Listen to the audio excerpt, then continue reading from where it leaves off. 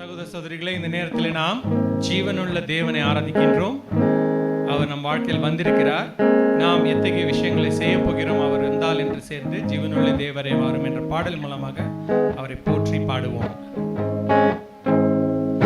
ஜீவனுள்ள தேவனே வரும், ஜீவ பாதையிலே நடத்தும், ஜீவன் நீர் ஊற்றிலே ஜீவ பேர என்னை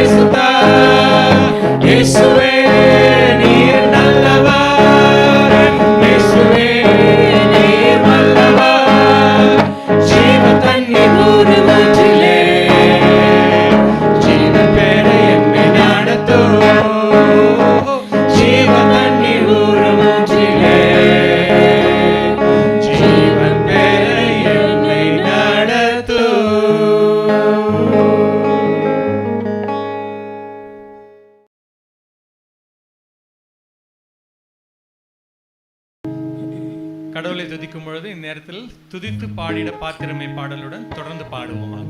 துதித்து பாடிட பாத்திரமே துங்கவனே சுவிநாமமதே, துதித்து பாடிட பாத்திரமே துங்கவனே சுவிநாமமதே, துதிகளின் மத்தியில் வாசம் செய்யும் தூயனே நீ நம்மை ஸ்தோத்தரிப்போமே. அற்புதமே அவர் நடத்துதலே, ஆனந்தமே பரமானந்தமே, நன்றியாலுள்ளமே மிக பொங்கிடுதே. நாம் அல்லேலூயா துதி சாற்றிடுவோம், நன்றியாலுள்ளமே மிக பொங்கிடுவே. நாம் அல்லேலூயா துதி சாற்றிடுவோம்.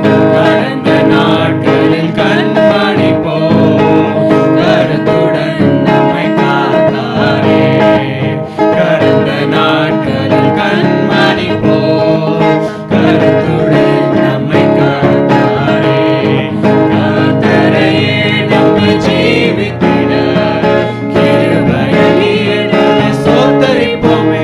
அற்புதமே அவர் நடத்துதலே, ஆனந்தமே பரமானந்தமே, நன்றியாலுள்ளமே மிக பொங்கிடுமே. நாம் அல்லேலூயா துதி சாற்றிடுவோம், நன்றியாலுள்ளமே மிக பொங்கிடுதே. நாம் அல்லேலூயா துதி சாற்றிடுவோம். அக்கினியோடாய் நடந்தாலும் ஆழியில் தண்ணீரை கடந்தாலும், அக்கினியோடாய் நடந்தாலும் ஆழியில் தண்ணீரை கடந்தாலும், சோதனையோ மிக பெருகினாலும் ஜெயம் நமக்கே நல்ல சோத்தரிப்போமே. அற்புதமே அவர் நடத்துதலே, ஆனந்தமே பரமானந்தமே, நன்றியாலுள்ளமே மிக பொங்கிடுதே. நாம் அல்லேலூயா துதி சாற்றிடுவோம், நன்றியாலுள்ளமே மிக பொங்கிடுதே. நாம் அல்லேலூயா துதி சாற்றிடுவோம். இந்த வனாந்தர யாத்திரையில் என்பவரையே சுகமோடிருப்பார், இந்த வனாந்தர யாத்திரையில் எங்கரமே சுகமோடிருப்பார். போகையிலோ நாம் வருகையிலோ புகலிடமான ஸ்தோத்தரிப்போமே. அற்புதமே அவர் நடத்துதலே, ஆனந்தமே பரமானந்தமே, நன்றியாலுள்ளமே மிக பொங்கிடுதே. நாம் அல்லேலூயா துதி சாற்றிடுவோம், நன்றியாலுள்ளமே மிக பொங்கிடுதே. நாம் அல்லேலூயா துதி சாற்றிடுவோம். காலை வணக்கம் சகோதர சகோதரிகளே, உங்கள் அனைவரையும் இந்த ஞாயிறு காலை ஆராதனை பார்க்கல ரொம்ப சந்தோஷமாக இருக்குது. எல்லாரும் இந்த எபேசு புத்தகத்துலேருந்து நம்ம பார்க்குற இந்த தொடரை குறித்து எல்லாரும் சந்தோஷப்படுவீங்க. எனக்கு கூட ரொம்ப சந்தோஷமாக இருக்குது. ஏன்னா எபேசு புத்தகத்தில் எப்படி எந்த அளவுக்கு பவுல் அடியார் வந்து நிறைய விஷயங்களை நமக்கு கற்றுத்தரார் அப்படின்னு சொல்லி நம்ம எந்த அளவுக்கு கடவுளை அன்பு செய்யணும் அப்படின்ற குறித்து எனக்கு ரொம்ப சந்தோஷமாக இருக்குது. இப்பொழுது கூட நம்ம வேதாமத்திலேருந்து ஒரு சங்கீதம் வாசிக்கலாம். சங்கீதம் 4. என் நீதியின் தேவனை நான் கூப்பிடுகையில் எனக்கு செவி கொடும், நெருக்கத்தில் இருந்த எனக்கு விசாலம் உண்டாக்கினீர், எனக்கு இறங்கி என் விண்ணப்பத்தை கேட்டலும். மனுபுத்திரரை எதுவரைக்கும் என் மகிமையை அவமானப்படுத்தி வீணானதை விரும்பி பொய்யை நாடுவீர்கள். பக்தியுள்ளவனை கர்த்தர் தமக்காக தெரிந்து கொண்டார் என்று அறியுங்கள்.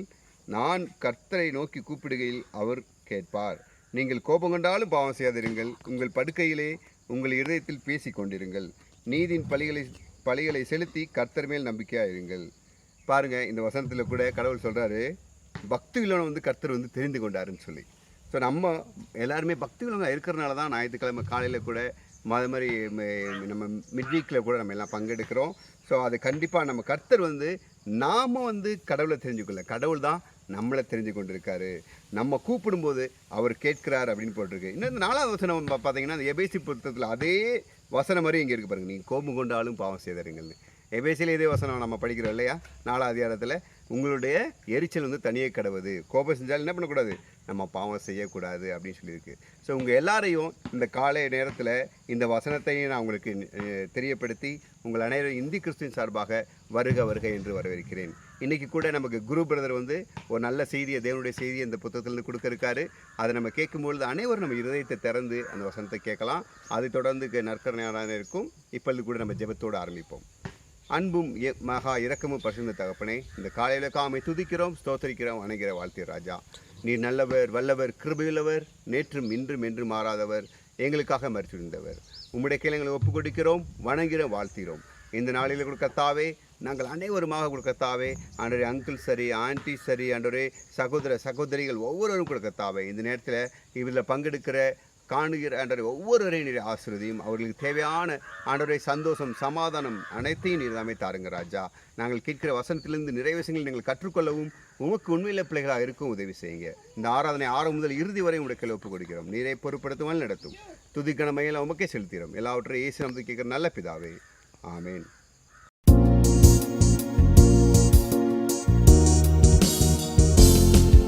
நீர் சொன்னால் போதும் செய்வேன், நீர் காட்டும் வழியில் நடப்பேன், உன் பாதம் ஒன்றை பிடிப்பேன், என் அன்பு இயேசுவே. நீர் சொன்னால் போதும் செய்வேன், நீர் காட்டும் வழியில் நடப்பேன், உன் பாதம் ஒன்றை பிடிப்பேன், என் அன்பு இயேசுவே. ஆராதனை இயேசுவுக்கே, ஆராதனை இயேசுவுக்கே, ஆராதனை இயேசுவுக்கே, ஆராதனை இயேசுவுக்கே. நீர் சொன்னால் போதும் செய்வேன், நீர் காட்டும் வழியில் நடப்பேன், உன் பாதம் ஒன்றை பிடிப்பேன், என் அன்பு இயேசுவே. கடலில் மீது நடந்திட்டு உன் அற்புத பாதைகள், எனக்கு முன்னே செல்வதால் எனக்கில்ல கவலை. காற்றையும் கடலையும் அதட்டிய உம் அற்புத வார்த்தைகள், எந்தன் துணையாய் நிற்பதால் எனக்கேது கவலை. ஆராதனை இயேசுவுக்கே, ஆராதனை இயேசுவுக்கே, ஆராதனை இயேசுவுக்கே, ஆராதனை இயேசுவுக்கே. பாதையெல்லாம் அந்தகாரம் சூழ்ந்து கொண்டாலும், பாதை காட்ட நேசருண்டு, பயமே இல்லையே. பார்வோன் சேனை தொடர்ந்து வந்து சூழ்ந்து கொண்டாலும், பாதுகாக்க கர்த்தருண்டு, பயமே இல்லையே. ஆராதனை இயேசுவுக்கே, ஆராதனை இயேசுவுக்கே, ஆராதனை இயேசுவுக்கே, ஆராதனை இயேசுவுக்கே. நீர் சொன்னால் போதும் செய்வேன், நீர் காட்டும் வழியில் நடப்பேன், உம் பாதம் ஒன்றை பிடிப்பேன், என் அன்பு இயேசுவே. நீர் சொன்னால் போதும் செய்வேன், நீர் காட்டும் வழியில் நடப்பேன், உன் பாதம் ஒன்றை பிடிப்பேன், என் அன்பு இயேசுவே.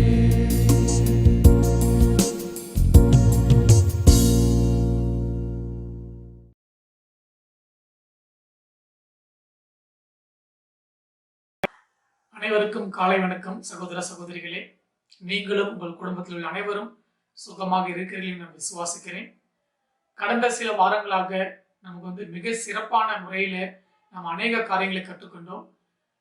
எபேசியர், அதாவது அப்போஸ்தலர் பவுல் எபேசு பட்டணத்திற்கு எழுதிய இந்த எபேசியர் புத்தகத்திலிருந்து அநேக காரியங்களை நாம் கற்றுக்கொண்டோம். தனிப்பட்ட முறையில் எனக்கு அநேக விஷயங்கள் உற்சாகம் கொடுக்கக்கூடியதாக இருந்தது. கண்டிப்பா உங்களுக்கும் அப்படியாக இருந்திருக்குன்னு நான் விசுவாசிக்கிறேன். ஸோ இன்றைக்கு நாம் எபேசியர் 6வது அதிகாரம், அதாவது கடைசி அதிகாரத்திலிருந்து நம்ம கற்றுக்கொள்ள இருக்கிறோம். ஸோ இது எப்படியாக இருக்கிறது என்றால், நம்ம வந்து ஒரு பெரிய ஒரு பிளான் பண்ணிட்டு நல்ல ஒரு ஸ்பெஷல் வெக்கேஷன், அதாவது ஒரு விடுமுறை கொண்டாடுவதற்காக வெளியில போயிட்டு நல்லா அங்க மகிழ்ச்சியாக செலவழித்து விட்டு திரும்பி வருவதற்கு மனசு இல்லாம இருக்கும். ஸோ அந்த மாதிரி ஒரு சூழ்நிலையாக இருக்கும் நான் விசுவாசிக்கிறேன். பட் ஆனால் நம்ம திரும்பி வந்துதான் ஆக வேண்டும் நம்முடைய வீட்டிற்கு. நம்ம வீட்டுக்கு வந்த பின்னாடி நம்ம வந்து அங்கே எடுத்த புகைப்படங்களையோ இல்லை வீடியோக்களையோ போட்டு பார்த்து அந்த இடம் எப்படியாக இருந்தது, எவ்வளவு மகிழ்ச்சியாக இருந்தோம் என்று நம்ம அதை நாம் திரும்பி பார்ப்போம். ஸோ கண்டிப்பாக இது கூட உங்களுக்கு அப்படியாகத்தான் இருக்கும் என்று நான் விசுவாசிக்கிறேன். ஸோ நாம் கடந்த வாரங்களாக இந்த எபேசியர் புத்தகத்தில் நம்ம கற்றுக்கொண்ட பொழுது எடுத்த அந்த குறிப்புகளை நாம் அதை திருப்பி பார்த்து அதிலிருந்து நம்ம காரியங்களை கற்றுக்கொண்டு அதன்படி நம்முடைய வாழ்க்கையை வழிநடத்தி செல்லலாம். ஸோ நம்ம யோசித்து பார்க்கலாம் என்னென்ன காரியங்களை கற்றுக்கொண்டோம் என்று. ஸோ உங்களுக்காக நான் அதை சொல்லுகிறேன், கடந்த சில வாரங்களாக என்ன காரியங்களை நாம் கற்றுக்கொண்டோம் என்று. ஸோ நாம் கற்றுக்கொண்டோம், தேவனானவர் நமக்கு ஒரு சரியான திட்டத்தை வைத்திருக்கிறார். அதை வந்து நாம உன்னிப்பாக பார்க்க ஊக்குவிக்கப்பட்டோம். ஒரு சரியில்லாத மக்களுக்காக கடவுள் ஒரு சரியான திட்டத்தை வைத்திருக்கிறார் என்பதை நாம் வந்து அறிந்து கொள்ள தொடங்கினோம். அது மாத்திரமல்ல, நாம் இப்பொழுது நம்முடைய தேவைகளுக்காக மாத்திரம் ஜெபிக்காமல் நம்முடைய ஆன்மீக ஞானத்திற்காகவும் நம்முடைய இருதயங்களுக்காகவும் ஜெபிக்க வேண்டும் என்பதை நாம் உணர்ந்தோம்.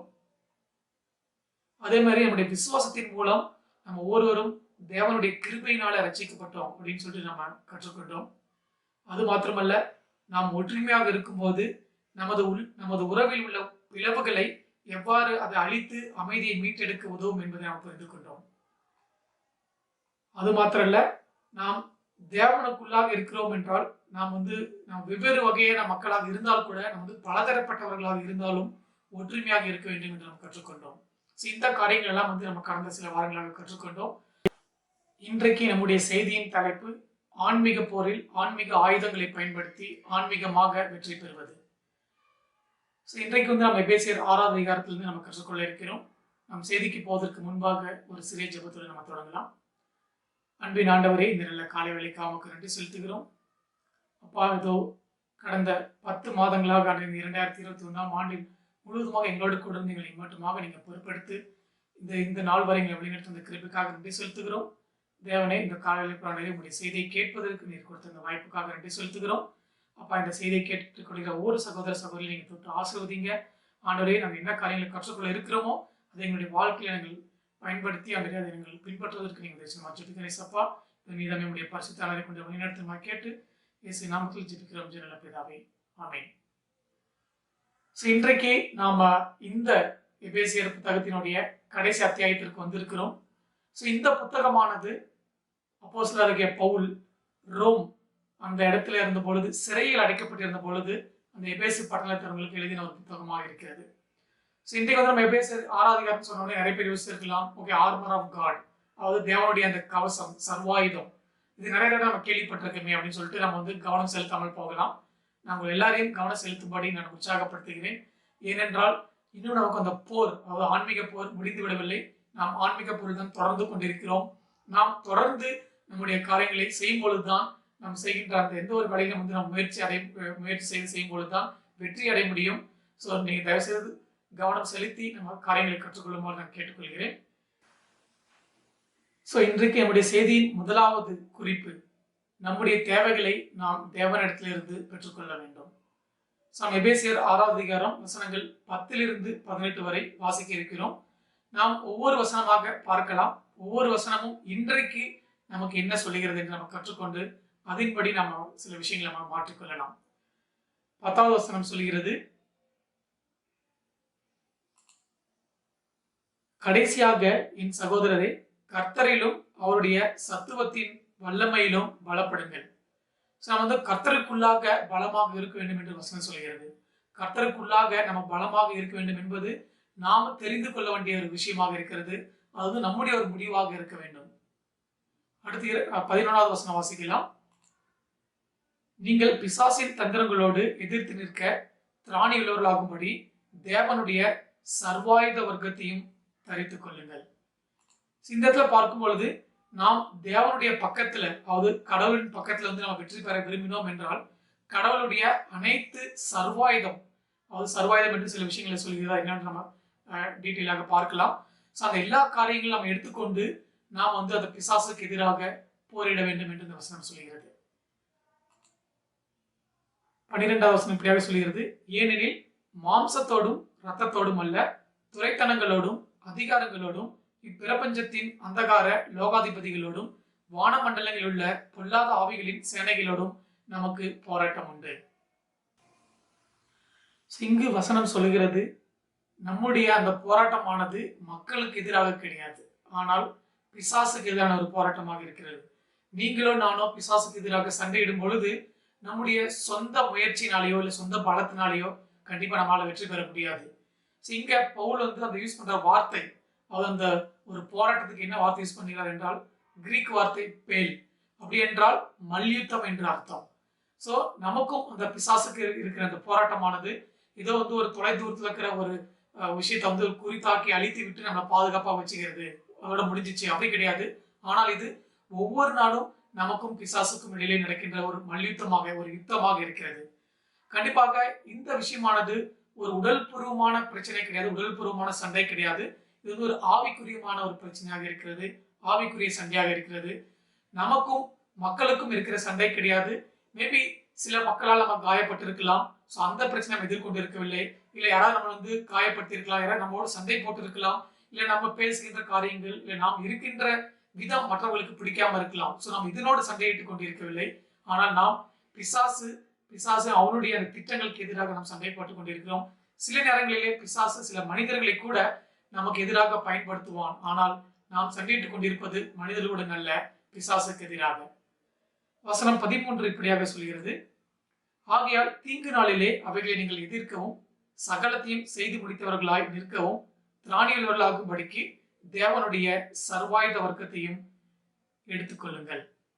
இந்த இடத்துல பார்க்கும் பொழுது நாம் வந்து ஒவ்வொரு நாளும், அதாவது நம்முடைய வாழ்க்கை அந்த உயிரோடு இருக்கிற ஒவ்வொரு நாளும் பிசாசுக்கு எதிராக நம்ம போரிடர்களாக இருக்கிறோம். ஒரு கிறிஸ்தவர்களாக இருக்கும் பொழுது கண்டிப்பாக என்னுடைய போக்கில் தான் இருப்பேன் என்று நாம் சொல்ல முடியாது. ஏனென்றால் நாம் தேவனை நம்முடைய சொந்த ரட்சகராக, இயேசு கிறிஸ்துவின் சொந்த ரட்சகராக ஏற்றுக்கொண்டு அவர் என்ன சொல்லியிருக்கிறார், அதே அவர் தான் என்னுடைய ரட்சகர், அவர் தான் என்னுடைய தலைவர், என்னுடைய மாஸ்டர் என்று நம்ம சொல்லியிருக்கிறோம். ஸோ அவருடைய திட்டம் எப்படியாக இருக்கிறதோ, தேவன் என்ன காரியம் நமக்கு கற்றுக் கொடுத்திருக்கிறாரோ அதைப்படி வாழ்வது மிக முக்கியமா இருக்கிறது. ஸோ கண்டிப்பா இந்த உலகத்துல இப்ப இருக்கிற காலகட்டத்துல ஒருவர் வந்து நான் எப்படி வேணா இஷ்டம் போல வாழ்றேன் அப்படின்னு நினைச்சாங்கன்னா அவங்க எப்படி வேணா இருக்கலாம். அவங்களுக்கு எந்த ஒரு விதிமுறைகளோ இல்லை இதுதான் சரி இதுதான் தப்பு அந்த மாதிரி எதுவும் அவங்க பார்க்க வேண்டிய அவசியம் கிடையாது. ஆனால் சீஷர்களாக நாம் இருக்கும் பொழுது கண்டிப்பாக இது எல்லாத்தையும் நம்ம பார்த்து தேவனுக்கு எது உகந்ததாக இருக்கிறதோ அதை நம்ம செய்வது மிக முக்கியமாக இருக்கிறது. இந்த இடத்துல நம்ம ஒவ்வொரு நாளும் சாத்தானுக்கு எதிராக அந்த ஒரு ஸ்பிரிச்சுவல் வார், அதாவது ஒரு ஆன்மீகமான போரில் நம்ம பங்கு கொண்டவர்களாக இருக்கும் பொழுது நாம் நம்முடைய சொந்த முயற்சியினால அந்த போரிலே வெற்றி பெறுவது மிகவும் கூடாத காரியமாக, ஒரு முடியாத காரியமாக இருக்கிறது. ஸோ அதற்காக தான் நாம் தேவனுடைய அந்த சர்வாயுதத்தை நாம் தெரிந்து கொண்டவர்களாக இருக்க வேண்டும். தேவனுடைய இந்த சர்வாயுதம் என்று சொல்லும் பொழுது சில காரியங்களை சொல்லக்கூடியதாக இருக்கிறது. ஒரு போர் வீரனை எடுத்துக்கொண்டோம் என்றால், இந்தியா வந்து வேற ஒரு நாடுடன் போர் செய்ய போகிறது என்றால், ஸோ அங்க வந்து ஜஸ்ட் லைக் தட் வந்து அப்படியே ஒரு மனுஷன் அப்படியே அனுப்பிட மாட்டாங்க. ஸோ அவங்களுக்கு வந்து தலையில போட்டுக்கிறதுக்கு அந்த ஒரு ஹெல்மெட்டு, இல்லை அவங்கள வந்து மார்பை காத்துக்கொள்வதற்கு அதுக்கு ஒரு பட்டயம், கையில வந்து ஒரு துப்பாக்கியோ இல்லை தாக்குவதற்கு வேற ஒரு ஆயுதமோ கண்டிப்பாக கொடுத்து அனுப்புவார்கள். அது மாத்திரம் இல்ல, இவர்களை தற்காத்துக் கொள்வதற்கு எவ்வளோ அதிகமான ஆயுதங்கள் தேவையோ அது எல்லாத்தையும் வந்து இவர்கள் அறிந்து கொண்டுதான் செல்வார்கள். ஸோ அதே மாதிரி தான் நாமும் பிசாசுக்கு எதிரான இந்த போரில் வெற்றி பெற வேண்டும் என்றால் தேவனுடைய அந்த சர்வாயுதத்தை நாம் தரித்துக் கொண்டவர்களாக இருக்க வேண்டும். அதை நாம் தரித்துக் கொண்டு இருக்கும் பொழுது கண்டிப்பாக அது நமக்கு வந்து ஒரு உத்வேகத்தை கொடுக்கிறது, ஒரு உற்சாகத்தை கொடுக்கிறது. அந்த ஆயுதங்களோடு அந்த தற்காப்பான ஒரு உடையோடு நாம் பிசாசை எதிர்கொள்வது மிக சுலபமாக இருக்கும். ஸோ இங்கு வசனம் சொல்கிற பிரகாரமாக நாம் வந்து சகலத்தையும் செய்து முடித்தவர்களாக நிற்கவும் என்று சொல்கிறது. ஸோ சகலத்தையும் செய்து முடித்தவர்களாக நிற்கவும் என்று சொல்லும் பொழுது ஏதோ ஒரு சில நாட்கள் மட்டும் நாம் போர் செய்கிறோம், சில நாட்கள் மட்டும் நாம் பிசாசுக்கு எதிராக நிற்கிறோம் என்று கிடையாது. அது கண்டிப்பா நம்முடைய வாழ்நாள் முழுவதும் நாம் இப்படியாக தான் போர் செய்து கொண்டிருக்க போகிறோம். இந்த உலகத்திலே நாம் உயிரோடு இருக்கிற ஒவ்வொரு நாளும் பிசாசுக்கு எதிராக போர் செய்வதாக இருக்க வேண்டும். நாம் மற்றவர்களுக்கு ஒரு முன்னுதாரணமாக இருக்க வேண்டும். ஸோ என்னுடைய வாழ்க்கையிலே நான் பிசாசுக்கு எதிராக எப்படியெல்லாம் என்ன மாதிரியான காரியங்களை செய்து கொண்டிருக்கிறேன், பிசாசானுக்கு நான் விட்டு கொடுத்து விடாமல் நான் எப்படியாக தேவனுடைய உதவி எடுத்துக்கொண்டு நான் எப்படியாக இருக்கிறேன் என்று நாம் மற்றவர்களுக்கும் ஒரு முன்னுதாரணமாக இருக்க வேண்டும். 14வது வசனத்தை வாசிக்கலாம். சத்தியம் என்னும் கட்சியை உங்கள் அறையில் கட்டினவர்களாயும் நீதி என்னும் மார்க்கவசத்தையும் தரித்தவர்களாயும். ஸோ கண்டிப்பாக நாம் இந்த ஆவிக்குரிய போரிலே சண்டையிட வேண்டும் என்றால் நமக்கு ஆவிக்குரிய கண்கள் தேவை, ஆவிக்குரிய அந்த திட்டங்கள் தேவை, ஆவிக்குரிய அந்த வியூகங்கள் தேவை, ஆவிக்குரிய அந்த செய்முறைகள் தேவைப்பட வேண்டியதாக இருக்கு சகோதர சகோதரிகளே. கண்டிப்பாக ஒரு போரில் இருக்கும் பொழுது ஒரு வீரரானவர், ஒரு வீரன், அது போர் வீரனானவர் அவருக்கு நிறைய கவசங்கள் அது இருந்தா கூட, ஒரு ஆயுதம் இருந்தாலும் அதை அவர் நன்றாக உபயோகப்படுத்தினால் மாத்திரம்தான் அந்த போரிலிருந்து அவர் வெற்றி பெற முடியும். அதே போலதான் நாமும் இந்த ஆவிக்குரிய இந்த ஆயுதங்களை பயன்படுத்தினால் மட்டுமே நாம் சாத்தானுக்கு விரோதமாக, பிசாசுக்கு விரோதமாக நாம் வெற்றியை பெற முடியும். ஸோ இங்கு வசனம் சொல்கிறது சத்தியம் என்னும் கச்சை. அதாவது இந்த போர் வீரர்கள் பார்த்தீங்கன்னா அவர் சுற்றி பெல்ட் ஒன்று போட்டிருப்பார்கள். ஸோ அது நிறைய அவர்கள் தற்காத்துக் கொள்வதற்கு நிறைய ஆயுதங்களை தாங்கிக் கொள்வதற்கும் அது உபயோகமாக இருக்கும். ஸோ இங்க சத்தியம், அது உண்மையை பேசுவதை குறித்து சொல்கிறது. ஸோ நம்முடைய வாழ்க்கையில கூட நாம் உண்மையை பேசுவது, எல்லா நேரங்களிலும் உண்மையாக இருப்பது மிக முக்கியமாக இருக்கிறது. நம்முடைய வாழ்க்கையை பற்றி, நம்முடைய பாவங்களை பற்றி, இல்லை நமக்கு என்ன வீக்னஸ் சில விஷயங்கள் இருக்குதோ நம்ம வெளிப்படையாக பேசி உதவி எடுத்துக்கொள்வது மிக முக்கியமாக இருக்கிறது. சில நேரத்தில் நம்ம மற்றவங்க என்ன நினைப்பாங்க அப்படின்னு சொல்லி நம்ம சில போய் சொல்லிவிடலாம். பட் ஆனால் நம்ம தேவனுக்கு விரோதமாக எப்பொழுதுமே போய் சொல்லக்கூடாது. உண்மையை பேசுவது மிக முக்கியமாக இருக்கிறது. ஏனென்றால் சாத்தானவன் பொய்யின் பிதாவாக இருக்கிற வசனம் சொல்கிறது. நாம் தேவனுடைய பிள்ளைகளாக இருக்கும் பொழுது உண்மையை பேச வேண்டியது மிக முக்கியமா இருக்கிறது. நாம் உண்மையை பேசும் பொழுது அந்த உண்மை நம்மளை தற்காத்துக் கொள்ளக்கூடியதாக இருக்கிறது. இங்க வசனம் சொல்கிறது சத்தியம் என்னும் கச்சை, அது உண்மையை ஒரு நம்ம சுத்தி ஒரு பெல்ட் போல இருக்குது என்று சொல்கிறது. அது மாத்திரமல்ல, நாம் உண்மையை பேசும் பொழுது நாம் சாத்தானுக்கு விரோதமாக ஒரு வெற்றி பெறுவர்களாக இருக்கிறோம். ஏனென்றால் சாத்தான் எப்பவுமே பொய்யை சொல்லிதான் இருக்கிறான். நாம் மற்றவர்களிடத்தில் நம்ம பொய் சொல்ல வேண்டும் என்று அவன் எதிர்பார்ப்பான். நம்ம உண்மையை பேசும்பொழுது நம்ம தேவனுடைய பிள்ளைகள் என்று நாம் நிரூபிக்கிறவர்களாக இருக்கிறோம். இன்றைய காலகட்டத்திலே பார்க்கும் பொழுது உண்மை எது பொய் எதுன்னு சொல்லிட்டு நம்ம பிரித்து பார்ப்பதற்கே முடியாத காரியமாக இருக்குது. ஏனால் அவ்வளவு ஏமாற்றுக்காரர்கள், அவ்வளவு ஏமாற்று பேர்வழிகள் இருக்கிறார்கள். ஆனாலும் நாம் தேவனுடைய பிள்ளைகளாக எது சரி அதை நம்ம பின்தொடர்ந்து செல்ல வேண்டும். நம்முடைய வாழ்க்கை குறித்து கூட நம்ம எப்பொழுது மற்றவர்களிடத்திலே உண்மையாக இருக்க வேண்டியது மிக முக்கியமாக இருக்கிறது. அது மாத்திரம் இல்ல, நீதி என்னும் மார்க்கவசத்தையும் தரித்தவர்களாக, அதாவது நீதி, நம்ம நீதியாக இருக்க வேண்டும். நீதி என்று சொல்லும் பொழுது தேவனுக்கு முன்பாக எது சரியோ அதை நாம் செய்கிறது மிக முக்கியமாக இருக்கிறது. இது நீதியாக இருப்பது ஒரு மார்க் கவசம் என்று சொல்கிறது. அதுங்க நெஞ்சிலே போட்டுக்கொள்வது. அந்த மார்பிலே போட்டுக்கொள்வது ஒரு கவசம். நம்ம சில படங்களிலே கூட பார்த்திருக்கலாம், இல்ல சில போர் வீரர்களை பார்த்திருக்கலாம். அவர்கள் பார்க்கும்போது ரொம்ப அழகாக இருப்பார்கள் போட்டுக்கொள்வது. பட் ஆனால் அந்த மார்க் கவசம் போடுவது பார்ப்பதற்கு நல்லா இருப்பதற்காகவோ இல்ல நான் ரொம்ப நல்லா அழகா இருக்கிறது போட்டோ அப்படின்னு சொல்வதற்காக கிடையாது. அது நம்முடைய இருதயத்தை தற்காத்துக் கொள்வதற்காக. அந்த மார்க் கவசம் போடும் பொழுது, அந்த ஒரு சண்டையை போடும் பொழுது அது அந்த இருதயத்தை தாக்காமல் பாதுகாத்துக் கொள்ளக்கூடியதாக இருக்கிறது. அதே மாதிரி நாம் நீதியாக இருக்கும் பொழுது நம்முடைய இருதயத்தை அது பாதுகாத்துக் கொள்ளக்கூடியதாக இருக்கிறது. தொடர்ந்து வசனம் 15 வாசிக்கலாம். சமாதானத்தின் சுவிசேஷத்திற்குரிய ஆயத்தம் என்னும் பாதரட்சியை கால்களை தொடுத்தவர்களாயும் பொல்லாங்கான் அக்னியாஸ்திரங்களை எல்லாம் அவித்து போடத்தக்கதாய் எல்லாவற்றிற்கும் மேலாக விசுவாசம் என்னும் கேடகத்தை பிடித்துக் கொண்டவர்களாயும் இல்லுங்கள். ரட்சணியம் என்னும் தலைச்சீராவையும் தேவ வசனமாகிய ஆவியின் பட்டயத்தையும் எடுத்துக்கொள்ளுங்கள். இங்கு வசனம் சொல்கிறது சமாதானத்தின் சுவிசேஷத்திற்குரிய ஆயத்தம். அதாவது தேவன் நமக்குள்ளாக நம்மிடத்திலிருந்து எப்பொழுதும் ஒரு சமாதானமாக இருக்கிறார். நாம் தேவனோடு சமாதானமாக இருக்கிறோம். அது மற்றவர்களோடும் சமாதானமாக இருக்க வேண்டும். இல்லை என்றால் அது தேவையில்லாத பிரச்சனைகளை கொண்டு வரக்கூடியதாக இருக்கும். அது மாத்திரம் இல்ல, நாம் பொல்லாங்கானையும் அக்னியாஸ்திரங்கள் எல்லாம் அவித்து போடத்தக்கதாக எல்லாவற்றுக்கும் மேலாக விசுவாசம் என்னும் கேடகத்தை பிடித்துக் கொண்டவர்களாய் விழுங்கள். நாம் போர்ச்சவர்களை பார்த்தோம் என்றால் அவர்கள் போரிடு செல்லும் பொழுது அவருடைய கையிலே ஒரு கேடகம் வைத்திருப்பார்கள். அந்த கேடகமானது அவர்கள் மற்றவர்கள் அந்த காலத்திலே பார்க்கும் பொழுது எதிரிகள் ஒருவரோட சண்டையிடும் பொழுது அவர்கள் அந்த அம்புகளை பயன்படுத்துவார்கள். அம்புகள் தன்னை தாக்காமல் இருப்பதற்காக அந்த கேடகத்தை பயன்படுத்தி அதை அவர்கள் தன்னை தற்காத்துக் கொள்வார்கள். அதை போலத்தான் நாம் அந்த பிசாசினுடைய இந்த பிசாசை எய்கின்ற அந்த அக்னியாஸ்திரங்கள், அந்த ஆவிக்குரிய விஷயங்கள் நம்ம பாதுகாத்துக் கொள்வதற்காக நாம் விசுவாசம் என்னும் கேடகத்தை நாம் தரித்துக் கொள்ளவர்களாக இருக்க வேண்டும். இன்றைக்கு ஒருவேளை நம்ம விசுவாசத்துல நம்ம ரொம்ப ஒரு குறைவுள்ளவராக இருந்தோம் என்றால், இல்லை வீக்காக இருந்தோம் என்றால், பிசாசு நம்மை தாக்கும் பொழுது நாம் விரைவாக வீழ்ந்து விடுவர்களாக இருப்போம். சகோதர சகோதரி, நம்முடைய விசுவாசத்திலே, தேவனுக்குள்ளாக இருக்கிற விசுவாசத்திலே வளர்வது மிக முக்கியமாக இருக்கிறது. எந்த ஒரு காரணத்தை கொண்டும் நம்முடைய விசுவாசத்தை நம்ம வந்து வீழ்ந்து விட வேண்டாம். விசுவாசமானது நமக்கு வந்து நம்முடைய இந்த உலகத்துல இருக்கும் வரைக்கும், நம்முடைய உயிர் இருக்க வரைக்கும் தேவனுக்குள்ளாக விசுவாசம் இருக்கும் பொழுது கண்டிப்பாக பிசாசு மாத்திரமல்ல, வேறு யாரு மனிதர்கள், எந்த மனிதர்கள், எந்த சூழ்நிலை எது வந்தாலும் தேவன் நம்மோடு இருக்கிறார் என்ற அந்த விசுவாசம் இருக்கும் பொழுது நம்ம தற்காத்துக் கொள்வர்களாக இருக்க முடியும். அது மாத்திரமல்ல, ரட்சணியம் என்னும் தலைச்சீரா, அதாவது ஹெல்மெட் அப்படின்னு சொல்லி போடுகிறோம்னு சொல்லுது. ஹெல்மெட் வந்து நமக்கு தெரியும். ஹெல்மெட் நம்ம போடுகிறோம் என்றால் அது வந்து நம்முடைய தலையை தற்காத்துக் கொள்ளக்கூடியதாக இருக்கிறது. தலையை வந்து எந்த ஒரு விபத்தோ அல்லது எதுவும் ஏற்படாமல் பாதுகாக்கக்கூடியதாக இருக்கிறது. கண்டிப்பாக போரிடும் பொழுது அங்கு போர்ச்சவர்கள் கீழே விழலாம், இல்லை அநேக காயங்கள் ஏற்படலாம். ஏனால் தலை என்பது மிக முக்கியமாக இருக்கிறது. அந்த தலையிலே அந்த ஒரு ஹெல்மெட் அவர்கள் போட்டிருக்கும் பொழுது கண்டிப்பாக அதிலிருந்து அந்த மிகப்பெரிய காயத்தில் இருந்தோ இல்லை வேறு எதிர்பாராத விபத்துக்கள் இருந்து அவர்களை பாதுகாக்கக்கூடியதாக இருக்கிறது. அதே மாதிரி தான் நாம் ரட்சணியம் என்னும் தலைச்சரை அணிந்து கொள்ள வேண்டும். அது மாத்திரமல்ல, தேவ வசனமாகிய ஆவியின் பட்டயத்தை எடுத்துக்கொள்ள வேண்டும். நிறைய நேரங்களிலே நம்ம வந்து நம்முடைய வாழ்க்கையில வந்து நிறைய பாவங்கள் வந்து நம்ம பாவங்களை செய்வதற்கு நம்ம சோதிக்கப்படலாம். ஏனென்றால் பிசாசு நம்ம என்ன காரியங்களில் வந்து நம்ம வீக்காக இருக்கிறோமோ அதை பயன்படுத்தி நம்ம வந்து பாவத்தில் விழ வைப்பதற்கு அவன் வகை பார்த்து கொண்டிருப்பான். ஆனால் நம்ம தேவனுடைய வசனங்களை நம்ம கேட்டு அதன்படி நம்முடைய வாழ்க்கையை வாழும் பொழுது கண்டிப்பா அந்த பிசாசனுடைய எல்லா தந்திரங்களையும் நம்ம வந்து வெற்றி அடைய செய்ய முடியும். அதாவது நாம் வெற்றி அடைய முடியும். அதாவது இயேசு கிறிஸ்து நம்ம வனாந்தரத்துல இருந்தார் 40 நாட்கள் சாப்பிடாமல். அந்த நேரத்துல பிசாசு இயேசு கிறிஸ்துவை வந்து சோதிக்கும் பொழுது தேவன் வந்து அங்க ஏதோ பெரிய அற்புதங்களையோ இல்ல வேற ஒரு பெரிய அடையாளங்களை அவர் செய்து வெற்றி பெறவில்லை. மாறாக தேவன் இயேசு கிறிஸ்து தேவனுடைய வசனத்தை ஒரு ஆயுதமாக பயன்படுத்தி பிசாசு சொல்கிற ஒவ்வொரு காரியங்களுக்கும் அவர் வசனத்தை பயன்படுத்தினார்.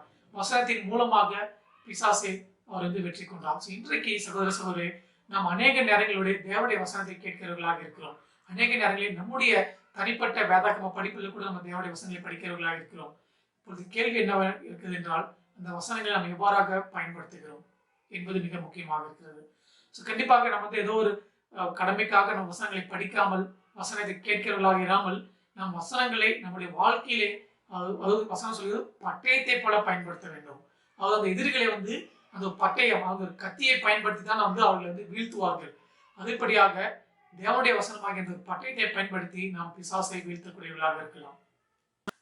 18வது வசனம் இப்படியாக சொல்கிறது, எந்த சமயத்திலும் சகலவிதமான வேண்டுதலோடும் விண்ணப்பத்தோடும் ஆவியினாலே ஜெபம் பண்ணி அதன் பொருட்டு மிகுந்த மன உறுதியோடும் சகல பரிசுத்தவான்களுக்காகவும் பண்ணும் வேண்டுதலோடும் விழித்துக் கொண்டிருங்கள்.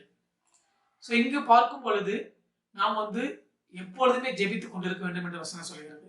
நம்ம ஜெபித்துக் கொண்டிருப்பது என்பது மிக முக்கியமாக இருக்கிறது. சகோதர சகோதரிகளே, நம்முடைய வாழ்க்கையில நாம் அநேக காரியங்கள் செய்யலாம். மினிஸ்ட்ரியில நிறைய வேலைகளை செய்யலாம், இல்ல குடும்ப சபையில நிறைய காரியங்களை செய்து கொண்டிருக்கலாம், இல்ல சபையில் அநேக காரியங்களை செய்து கொண்டிருக்கலாம். ஆனால் தேவனுக்கும் நமக்கும் அந்த உறவு வலுப்படுத்துவதற்கு நம்முடைய ஜெபம் மிக முக்கியமாக இருக்கிறது.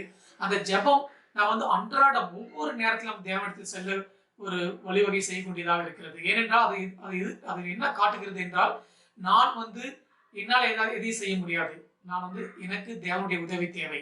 அதைத்தான் அந்த ஜெபமானது காட்டுகிறது. நீங்கள் ஒருவேளை நீங்க அதிகமாக ஜெபம் செய்கிறவர்களா இருந்தால் கண்டிப்பா உங்களை நான் பாராட்டுகிறேன். என்றால் நீங்கள் உங்களை நம்பவில்லை, நீங்க எப்பொழுதும் தேவனை நம்பிக்கொண்டிருக்கிறீர்கள். என்னுடைய வாழ்க்கையை பார்க்கும்பொழுது நான் ஒவ்வொரு விஷயத்துக்கும் எனக்கு ஏதாவது தேவை என்று சொல்லும்போது மாத்திரம் நான் ஜெபம் செய்கிறவனாக இருக்கிறேன். கண்டிப்பாக அது வந்து என்னுடைய ஒரு வீக்னஸ் ஆக இருக்கிறது. நான் ஒவ்வொரு நேரத்திலும் நான் தேவனை சார்ந்து இருக்க வேண்டும். என்னுடைய வேலைகளை செய்வேன். சில நேரத்துல வேலை வந்து என்னுடைய இந்த சொந்த முயற்சியெல்லாம் செஞ்சலாம் சொல்லிட்டு நான் செய்து கொண்டிருப்பேன். ஆனா ஏதாவது ஒரு இடத்துல நான் வந்து தடைப்பட்டு விடுவேன். அதாவது மேற்கொண்டு என்னால் செய்ய முடியாது. அந்த நேரத்துல யோசிப்பேன், நான் ஜெபம் பண்ணாம விட்டுட்டேன், ஜெபம் பண்ணாம இந்த வேலையை நான் தொடங்கி விட்டேன் நான் யோசிக்கிறவனாக இருப்பேன். கண்டிப்பாக சகோதர சகோதரிகளே, நாம் ஜெபிப்பது நம்முடைய வாழ்க்கையிலே மிக முக்கியமாக இருக்கிறது. ஏனென்றால் ஜெபம் செய்வது நாம் யார் என்று நமக்கு நினைவுபடுத்துகிறது. தேவன் இவ்வளவு முக்கியமாக நம்முடைய வாழ்க்கையில ஒரு அங்கமாக இருக்கிறார் என்று நம்ம நினைவுபடுத்துகிறது. அதே மாத்திரம் இல்ல, நாம் நமக்காக மாத்திரம் நம்முடைய சகோதர சகோதரிகளுக்காக ஒவ்வொருவருக்காகவும் ஜெபிப்பது மிக முக்கியமா இருக்கிறது. ஏன்னா பவுலானவர் சொல்லுகிறார், விழிப்புடன் இருங்கள். அதாவது ஜெபத்துல நம்ம தரித்திருக்க வேண்டும், நாம் விழிப்புடன் இருக்க வேண்டும் என்று சொல்லும் பொழுது நாம் ஒவ்வொரு நேரமும் நாம் ஜெபத்துடன் இருக்க வேண்டும். ஒவ்வொரு நேரத்திலும், ஒவ்வொரு சூழ்நிலையிலும், ஒவ்வொரு காலகட்டத்திலும் வந்து நம்ம தேவனிடத்திலே ஜெபத்திலே செல்வது மிக முக்கியமாக இருக்கிறது. ஏனென்றால் அந்த ஜெபமானது நமக்கு வந்து ஒரு நம்பிக்கை கொடுக்கக்கூடியதா இருக்கிறது. நமக்கானது ஒரு வெற்றியை கொடுப்பதற்கு ஒரு ஆயத்தமான ஒரு பணியாக இருக்கிறது. ஏனென்றால் ஜெபம் செய்யும் பொழுது தேவன் நமக்கு உதவி செய்யக்கூடியவராக இருக்கிறார். ஏனென்றால் வசனம் சொல்கிறது, நாம் கேட்பதற்கு முன்னதாகவே தேவன் நமக்கு இன்னது தேவை என்று அறிந்தவராக இருக்கிறார். நம்ம கேட்கும் பொழுது கண்டிப்பாக அதை நம்ம செய்யறாக இருக்கிறார். கண்டிப்பாக நான் கூட இந்த வசனங்களை நான் படித்து நான் என்னுடைய வாழ்க்கை இந்த ஜபத்தில் இன்னும் நான் அநேக காரியங்களை செய்ய வேண்டும் என்று நான் கற்றுக்கொண்டு இருக்கிறேன். உங்களை நான் உற்சாகப்படுத்துகிறேன். ஒருவேளை நீங்க அதிகமாக ஜபம் செய்யாமல் இருந்தால் கண்டிப்பாக ஜபம் செய்வர்களா இருங்கள். நம்ம இந்த வாசித்த வசனங்கள் எல்லாமே பார்த்தோம் என்றால் இதை தரித்துக் கொள்ளுங்கள், நின்று கொண்டிருங்கள், இந்த வசனம் எடுத்துக் கொள்ளுங்கள். இந்த மாதிரியான காரியங்கள் நம்ம அநேக காரியங்கள் இதை செய்யுங்க அதை செய்யுங்க சொல்லிக்கூடியதா இருக்கிறது. கண்டிப்பாக ஒரு கிறிஸ்தவர்களாக ஒரு சீஷர்களாக நாம் நம்முடைய அந்த ஒரு சண்டையை ஒரு போரை செய்வது மிக முக்கியமாக இருக்கிறது. என்னுடைய சண்டையை வேறொருவர் செய்ய முடியாது. கண்டிப்பாக ஒரு குழுவாக சேர்ந்து செய்யும் பொழுது ஒரு மிக சிறந்த ஒரு போரை செய்ய முடியும், நல்ல வெற்றியை பெற முடியும். ஆனால் அங்கு ஒவ்வொரு தனிப்பட்ட முறையிலே ஒவ்வொருவரும் சண்டையிடுவது மிக முக்கியமாக இருக்கிறது. என்னுடைய சண்டை நீங்களும் உங்களுடைய சண்டை நானும் செய்ய முடியாது. ஆனால் ஒவ்வொருவரும் நம்முடைய சண்டையை செய்யும் பொழுது ஒரு குழுவாக செய்யும் பொழுது கண்டிப்பாக மிகப்பெரிய ஒரு வெற்றி அடைய முடியும். கண்டிப்பாக சகோதர சகோதரிகளாக சேர்ந்து ஒருவரை நம்ம உற்சாகப்படுத்தலாம். ஒருவரை உற்சாகம் இல்லாமல் இருந்தால் பலம் இல்லாமல் இருந்தால் அவர்களை நம்ம உற்சாகப்படுத்தி தேவனுக்குள்ளாக நம்ம பலனடை செய்வர்களாக இருக்கலாம். அதே மாதிரி சில நேரத்தில் சில பேர் சொல்லுவாங்க, எனக்காக நீங்க ஜபம் செய்யுங்கள். இதை நம்ம மற்றவர்கள் நம்ம கீழாக பார்க்கக்கூடாது. ஏனென்றால் அவர்கள் நம்புகிறார்கள் நாம் ஜபம் செய்யும் பொழுது கண்டிப்பாக தேவன் நம்முடைய ஜபத்தை கேட்டு அவர்கள் அந்த சில காரியங்களை செய்வார் என்று. அதே மாதிரி அந்த ஒற்றுமையாக நம்ம எப்பொழுதும் இருக்கலாம். அந்த ஒற்றுமையின் வெளிப்பாடாக நம்ம இந்த ஒரு போரை, இந்த ஆன்மீகமான போரை ஒன்றாக சேர்த்து செய்யலாம். அவருடைய இரண்டாவது குறிப்பு கிறிஸ்டியன் சோல்ஜர், அதாவது கிறிஸ்துவுக்கான சிப்பாய். நாம் ஒரு கிறிஸ்துவுக்கான ஒரு சிப்பாயாக, அதாவது ஒரு போர் வீரனாக நாம் தேவன் மேலே சார்ந்து இருப்பது மிக முக்கியமாக இருக்கிறது. ஏனென்றால் இன்றைய காலகட்டத்திலே நமக்கு அநேக பிரச்சனைகளினால நம்ம துவண்டு போய்விடலாம். அநேக காரியங்கள்னால நம்முடைய வாழ்க்கையில் நாம் சந்தித்துக் கொண்டிருக்கின்ற பிரச்சனைகளினால நாம் நம்முடைய விசுவாசத்திலிருந்து வலிமை போயிடலாம். அந்த விசுவாசம் நமக்கு குறைந்து போயிடுறதுக்கு வாய்ப்பு இருக்கிறது. அதனால ஒரு கிறிஸ்துவுக்குள்ளாக ஒரு சீஷராக, கிறிஸ்துவுக்குள்ளாக ஒரு போர் சேவகனாக நாம் தேவன் மேலே சார்ந்து இருப்பது மிக முக்கியமாக இருக்கிறது சகோதர சகோதரிகளே.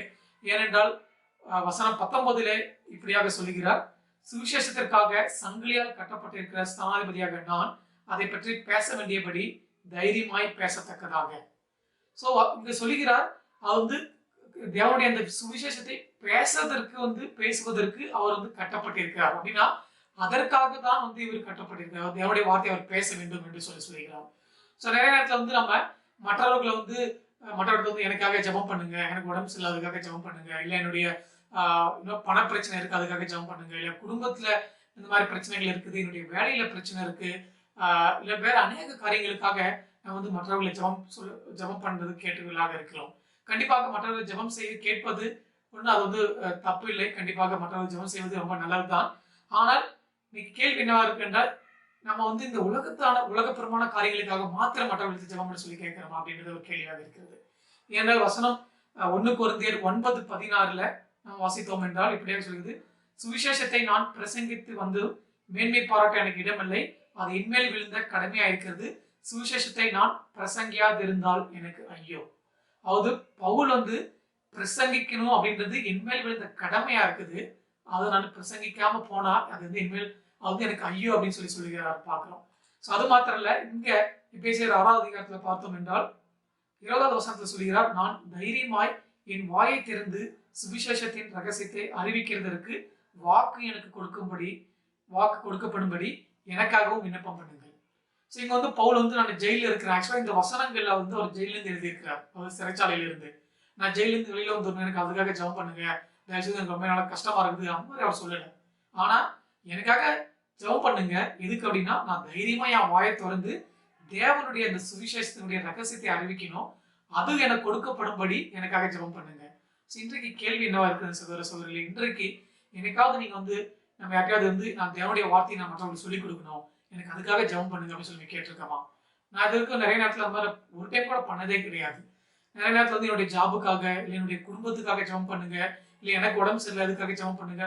இது மாதிரி ரொம்ப ஒரு சுயநலமான காரியங்களுக்காக தான், அது இந்த உலகப்பெருமான காரியங்களுக்காக தான் நான் கேட்டிருக்கேன் தவிர, ஆனா தேவனுடைய வார்த்தையை, அதாவது தேவனுடைய சுவிசேஷத்தை மற்றவர்களுக்கு அறிவிக்கணும், அதுக்காக தேவன் எனக்கு அந்த வல்லமை கொடுக்குறதுக்கோ இல்லை தேவனுடைய அந்த அறிவை கொடுக்குறதுக்கோ எனக்கு அதற்காக ஜெபம் பண்ணி ஒரு டைமும் நான் கேட்டதே கிடையாது சகோதரர்களே. ஆனால் ஒரு கிறிஸ்தவ போர்ச்சவகனாக நீங்களும் நானும் தேவனுடைய அந்த சுவிசேஷத்தை மற்றவர்களிடத்திலே பிரசங்கிப்பது வந்து நம்ம மேல் விழுந்த ஒரு கடமையாக இருக்கிறது சகோதரர்களே. இன்றைக்கு நம்ம யோசித்து பார்க்கலாம். உங்களுடைய குடும்ப சபையில யாரெல்லாம் இன்னைக்கு வேதாகமம் படித்துக் கொண்டிருக்கிறார்கள்? இன்றைக்கு நாம் அதுல அந்த ஸ்டடியில வந்து நம்ம அவங்களோட உட்கார்ந்து தேவனுடைய வார்த்தையை மற்றவர்களுக்கு சொல்லிக் கொடுக்கறதுக்கு ஒரு வாய்ப்பை நம்ம எடுத்துக்கொண்டு நம்ம செய்து கொண்டிருக்கிறோமா? இல்ல நம்ம அநேக உலகப்பெருமான காரியங்களை செய்து கொண்டிருக்கிறோம் நம்ம யோசித்து பார்க்க வேண்டிய ஒரு நேரமா இருக்கிறது. கண்டிப்பாக ஒருவேளை நாம் வந்து அதை ஒரு சீரியஸாக எடுத்துக்கொள்ளாமல் இருந்தால் இனி வருகின்ற நாட்களிலே ஒரு பவுலுடைய வாழ்க்கை வந்து நமக்கு வந்து ஒரு மிகப்பெரிய ஒரு எடுத்துக்காட்டாக இருக்கிறது. அவர் சொல்றாரு, இது வந்து என்னுடைய கடமை நான் செய்யணும் அப்படின்னு சொல்லல, இது வந்து என்மேல் விழுந்த ஒரு கடமை. இதை நான் செய்யறதுனால வந்து நான் வந்து ஒரு என்ன சொல்றது, அது செய்யறேன் அப்படின்னு சொல்லி ஒரு பெருமையை சொல்றதுக்கு ஒண்ணுமே கிடையாது. ஆனா அப்படி நான் செய்யாம போனா அது எனக்கு ஐயோ என்று சொல்லுகிறார். நாம் நம்முடைய வாழ்க்கையில கண்டிப்பா நமக்கு தனிப்பட்ட போராட்டங்கள், தனிப்பட்ட தேவைகள், அநேக காரியங்கள் இருக்கதான் செய்கிறது. ஆனால் அது எல்லாத்தை விட தேவனுடைய அந்த சுவிசேஷத்தை மற்றவர்கள் சொல்லிக் கொடுப்பது மிக முக்கியமா இருக்கு சகோதர சகோதரிகளே. நாம் இந்த செய்தியின் முடிவுக்கு வந்துவிட்டோம் சகோதர சகோதரிகளே. நாம் 23வது வசனம் 24வது வசனம் தொடர்ந்து வாசிக்கலாம். பிதாவாகிய தேவனாலும் கர்த்தராகிய இயேசு கிறிஸ்துவினாலும் சகோதரருக்கு சமாதானமும் விசுவாசத்தோடு கூடிய அன்பும் உண்டாவதாக. நம்முடைய கர்த்தராகிய இயேசு கிறிஸ்துவினிடத்தில் அழியாத அன்புடனே அன்பு கூறுகிற யாவரோடும் கிருபை உண்டாயிருப்பதாக. ஆமென். நாம் வந்து இந்த செய்தியின் முடிவுக்கு வந்துவிட்ட பிறகு நாம் வந்து இந்த கடந்த வாரங்களாக நிறைய காரியங்களை கற்றுக்கொண்டோம். அது என்ன சொல்றது அப்படின்னா, இந்த உலகமானது ஒரு உடைந்த உலகமாக இருக்கிறது. இது வந்து ஒரு சரியில்லாத ஒரு உலகமாக இருக்குது நம்ம கற்றுக்கொண்டோம். ஆனால் தேவன் நமக்கு வந்து ஒரு சரியான திட்டத்தை வைத்திருக்காரு நம்ம கற்றுக்கொண்டோம். தேவன் சரியில்லாத ஜனங்கள், அதாவது உங்களை போல என்னை போல சரியில்லாத ஜனங்களையும் அவர் தெரிந்து கொண்டு நமக்காக ஒரு சிறந்த திட்டத்தை வைத்துக் கொண்டிருக்கிற தேவனாக இருக்கிறார். கண்டிப்பாக நாம் இந்த உலகத்துல வந்து அநேக பிரச்சனைகளை, அநேக சவால்களை எதிர்கொள்ளலாம். ஆனால் நாம் தேவனிடத்தில் அந்த விசுவாசத்திலே நம்ம வளர வேண்டும். தேவனிடத்தில் அந்த ஒரு நம்பிக்கையிலே நாம் வளர வேண்டியதா இருக்கிறது. ஒருவரை ஒருவர் நாம் ஏற்றுக்கொள்ள வேண்டியதா இருக்கிறது. ஒருவரை ஒருவர் நாம் வந்து அன்பு செய்ய வேண்டும். ஒருவரை ஒருவர் நாம் வந்து சில நேரத்துல வந்து நமக்கு சில பேரை ஓகே எனக்கு இவங்களை பிடிக்கும், இவங்களை பிடிக்காது, அப்படியாக இருக்கலாம். ஆனால் தேவன் எல்லாருக்கும் தேவனாக இருக்கிறார். தேவன் நம்மளை அன்பு செய்தது போல நாமும் மற்றவர்களை அன்பு செய்வது மிக முக்கியமா இருக்கிறது. தேவனுடைய அன்பை நாம் மற்றவர்களுக்கு போய் சொல்லுவது நம்மேல் விழுந்த ஒரு கடமையாக இருக்கிறது சகோதர சகோதரிகளே. கண்டிப்பாக நம்முடைய ஒரு கோல், அதாவது நம்முடைய ஒரு நோக்கம் என்னவா இருக்கிறது என்றால், நாம் இயேசுவை போல இருப்பது நம்முடைய நோக்கமாக இருக்கிறது. இயேசுவை போல மாறுவது நம் நோக்கமாக இருக்கிறது. இன்றைக்கு நம்ம கற்றுக்கொண்ட இந்த விஷயங்கள் நம்ம செய்யும் பொழுது கண்டிப்பாக உங்களுக்கும் எனக்கும் அந்த ஆன்மீகமான வெற்றி கிடைப்பது சாத்தியமே. நான் விசுவாசிக்கிறேன், நீங்கள் சில காரியங்களை நீங்கள் கற்றிருப்பீர்கள் என்று. தேவனுக்கு மகிமை உண்டாதாக. அந்த நேரத்தில் வந்து நம்ம திருவிருந்துல பங்கு கொள்ள இருக்கிறோம். நம்ம திருவிருந்துல பங்கு கொள்ளும் பொழுது இயேசு கிறிஸ்து நமக்காக, நம்முடைய பாவங்களுக்காக, நாம் செய்த தவறுகளுக்காக அவர் அந்த சிலுவையிலே அவர் அந்த அடைந்த பாடுகளையும் அவர் அந்த பட்ட கஷ்டங்களையும் நமக்காக சிந்தின அந்த ரத்தத்தையும் நாம் நினைத்து பார்க்கலாம் சகோதர சகோதரிகளே. கண்டிப்பாக நாம் எல்லாரும் பாவிகளாக இருக்கும் பொழுது தேவன் நம்ம மேல் வைத்த அன்பினால இயேசு கிறிஸ்து நமக்காக சிலுவையிலே மறிக்க வேண்டியதாக இருந்தது. ஆனால் நாம் அதை தெரிந்து கொண்ட பிறகும் நாம் பாவத்தில் விழுந்து நம்ம தேவனை இன்னும் அதிகமாக நம்ம காயப்படுத்தக்கூடாது. கண்டிப்பா ஒரு சீஷர்களாக நாம் வந்து சில காரியங்கள் நம்முடைய வாழ்க்கையை மாற்றிக்கொள்வது மிக முக்கியமாக இருக்கிறது சகோதர சகோதரிகளே. இந்த அப்பமானது இயேசு கிறிஸ்து நமக்காக சிலுவையிலே பிற்க ஒப்பு கொடுக்கப்பட்ட அவர் சரீரத்தையும் அவர் சிலுவையிலே சிந்தின ரத்தத்தை திராட்சரசமும் குறிக்கக்கூடியதாக இருக்கிறது. இதை நாம் எடுக்கும் பொழுது நம்முடைய இருதயத்தை நாம் சோதித்தறிந்து எடுக்கலாம். ஜெபிக்கலாம். அன்பின் ஆண்டவரே, இந்த நல்ல காரியங்களுக்காக நன்றி செலுத்துகிறோம். தேவனே, நாங்கள் உமக்கு விரோதமாக அநேக நேரங்களிலே பாவம் செய்திருக்கிறோம். உமக்கு விரோதமாக எவ்வளவு காரியங்களை செய்திருக்கிறோம் ஆண்டவரே. ஆனால் எங்களை தண்டிக்காமல் இயேசு கிறிஸ்து எங்களுடைய பாவங்களுக்காக மறிக்க செய்ததினாலே நாங்கள் இன்றைக்கு ஒரு குற்றவாளிகள் இல்லாமல் ஆண்டவர் நீதிமான்களாக இருப்பதற்கு ஒரு வழிவகை செய்தீங்க ஆண்டவரே. அதற்காக நன்றி செலுத்துகிறோம். தேவனே, நாங்கள் எங்களுடைய வாழ்க்கையை நாங்கள் சோதித்தறிந்து ஆண்டவரே, நாங்கள் எங்களுடைய வாழ்க்கையில உங்களுடைய வசனங்களை பின்பற்றி அதை எங்களுடைய வாழ்க்கையில அதை அப்ளை பண்ணி நாங்கள் வாழ்வதற்கு நீங்கள் சும்மா ஜெபிக்கிறோம். இதோ இந்த நாள் வரை, இந்த நேரம் வரை ஆண்டவரே, இந்த நிமிடம் வரை உங்களுக்கு விரோதமாக சில எல்லா பாவங்களும் எங்களுக்கு மன்னிங்க ஆண்டவரே. இதோ இந்த வருகின்ற மாதங்களிலும் ஒவ்வொரு சகோதர சகோதரர் கூட இருங்க. இந்த வாரம் முழுவதும் எங்களோடு கொண்டு வழிநடத்துங்க, பலப்படுத்துங்க. சகலத்தையும் கரங்களை ஒப்பு கொடுத்து இயேசுவின் நாமத்தில் ஜெபிக்கிறோம் ஜீவனுள்ள நல்ல பிதாவே. ஆமென்.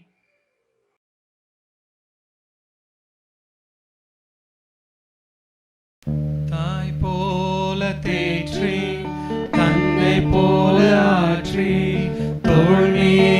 சுமந்திடும் என் ஏசையா. தாய் போல தேற்றி தன்னை போல ஆற்றி தோள் மீது சுமந்திடும் என் ஏசையா. உம்மை போல புரிந்து கொள்ள யாரும் இல்லையே, உம்மை போல அரவணைக்க யாரும் இல்லையே, உம்மை போல புரிந்து கொள்ள யாரும் இல்லையே, உம்மை போல அரவணைக்க யாரும் இல்லையே. நீர் போதும் என் வாழ்விலே ஏசையா, நீர் போதும் என் வாழ்விலே, நீர் போதும் என் வாழ்விலே ஏசையா, நீர் போதும் என் வாழ்விலே. மலை போல துன்பம் என்னை சூழும் போது அதை பனி போல உருகிட செய்பவரே. மலை போல துன்பம் என்னை சொல்லும் போது அதை பனி போல உருகிட செய்பவரே. கண்மணி போல் என்னை காப்பவரே, உள்ளங்கையில் பொருளை நினைப்பவரே. கண்மணி போல என்னை காப்பவரே, உள்ளங்கையில் பொருளை நினைப்பவரே. நீர் போதும் என் வாழ்விலே ஏசையா, நீர் போதும் என் வாழ்விலே, நீர் போதும் என் வாழ்விலே ஏசையா, நீர் போதும் என் வாழ்விலே. பலவீன நேரம் என் கிருபை போதும், உன் பலவீனத்தில் என் பலன் தருவேன்றீ. பலவீன நேரம் என் கிருபை போதும், உன் பலவீனத்தில் என் பலன் தருவேன்றீர். நிழல் போல என் வாழ்வில் வருபவரே, விலகாமல் துணை நின்று காப்பவரே. நிழல் போல என் வாழ்வில் வருபவரே, விலகாமல் துணை நின்று காப்பவரே. நீர் போதும் என் வாழ்விலே ஏசையா, நீர் போதும் என் வாழ்விலே, நீர் போதும் என் வாழ்விலே ஏசையா, நீர் போதும் என் வாழ்விலே. தாய் போல பாசம், தந்தை போல நேசம், ஒரு தோள் போல புரிந்து கொள்ள என் ஏசையா. தாய் போல பாசம், தந்தை போல நேசம், ஒரு தோழன் போல புரிந்து கொள் என்னை ஏசையா. உம்மை போல புரிந்து கொள்ள யாரும் இல்லையே, உம்மை போல அரவணைக்க யாரும் இல்லையே, உம்மை போல புரிந்து கொள்ள யாரும் இல்லையே, உம்மை போல அரவணைக்க யாரும் இல்லையே.